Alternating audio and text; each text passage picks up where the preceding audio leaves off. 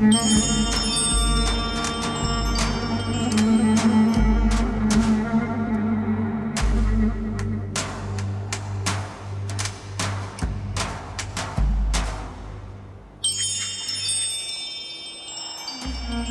मैं छोटी थी, मेरे दादा मुझे हमेशा एक ही कहानी सुनाया करते थे, ज़मरुद अनका की कहानी। इसीलिए मेरा नाम ज़मरुद रखा गया।